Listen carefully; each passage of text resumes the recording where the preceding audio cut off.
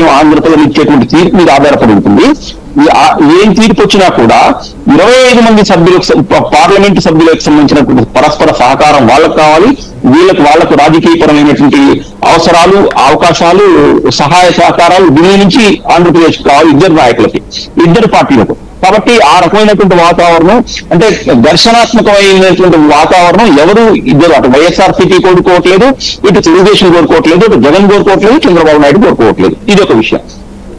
ఇక మీరు చెప్పినటువంటిది మనం అమరావతి, పోలవరం, తర్వాత ప్రత్యేక హోదాకు సంబంధించినటువంటి విషయం చెప్తే, ఇప్పుడు ప్రత్యేక హోదాకు సంబంధించినటువంటి విషయంలో ప్రధానమైనటువంటి రోలు కేంద్ర ప్రభుత్వం ఉన్నా కూడా అసలు ఈ ఎన్నికల్లో అసలు అది ఎజెండానే ఎవరు, రెండు ప్రాంతీయ పార్టీలు కూడా ఆ ఎన్నికల ఎజెండాని ప్రత్యేక హోదా చేర్చలేకపోతుంది.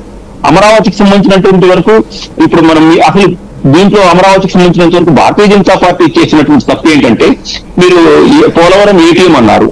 ఆ 5 సంవత్సరాల్లో కనీసం దాని మీద ఏమిటి ఒక సమీక్ష కూడా చేయలేకపోయింది. అసలు మీరు అమరావతి 2019లో ఎక్కడుంది, ఏం కావాలి, మనం ఎంత డబ్బులు ఇస్తే ఆల్రెడీ 2,800 కోట్లు అమరావతి డెవలప్మెంట్కి ఇచ్చారు, మళ్ళీ స్మార్ట్ సిటీల కింద కొంత ఇచ్చారు, అక్కడ కొంత ఫీజిబిలిటీ ఉన్నటువంటి ఇచ్చారు. ఇన్ని ఇచ్చినప్పుడు ఒక 20% నిధిలో 25% నిధిలో ఇచ్చి ఆ యొక్క రిమైనింగ్ వర్క్స్ అన్ని కంప్లీట్ చేస్తున్నట్లయితే ఆ చంద్రబాబు ఫెయిల్యూర్స్ ని భారతీయ జనతా పార్టీ సక్సెస్ గా మార్చుకునేటువంటి అవకాశం ఉండేది. కానీ ఇక్కడ బీజేపీ కూడా ఏం చేసిందంటే, వాళ్ళిద్దరే కొట్టుకుంటారులే, మనకి ఇక్కడ ఇచ్చేటువంటిది అసలు మన పాత్ర నామమాత్రం లేదా వదిలేశారు.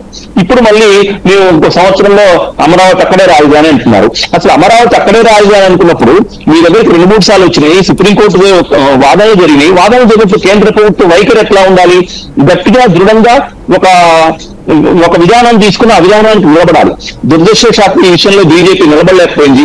అట్లాగే పోలవరం చూడండి, మొదట ఏటీఎం అన్నారు, తర్వాత వీళ్ళేదో చేసినప్పుడు కనీసం ఆ నీటిపారుదలకు సంబంధించినటువంటి వాళ్ళని పిలిచి దాని యొక్క సమావేశంలో సమీక్ష చేసి అసలు ఎంతవరకు ఉంది, మనం ఇది మీరిచ్చినటువంటి ఎన్నికల హామీ కాదు, ఇది మేము తెప్పిస్తున్నటువంటి హామీ విభజన చట్టంలో ఉంది, మన విభజన చట్టాన్ని గౌరవించాలి కాబట్టి అనేటువంటి సమీక్ష భారతీయ జనతా పార్టీ వైపు నుంచి జరగలేదండి.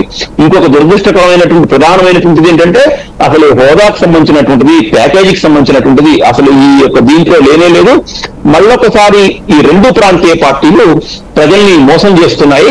ఆ మోసాన్ని వాళ్ళకు ఉండేటువంటి బలహీనతలను బీజేపీ క్యాచ్ చేసుకుంటుంది. రైట్.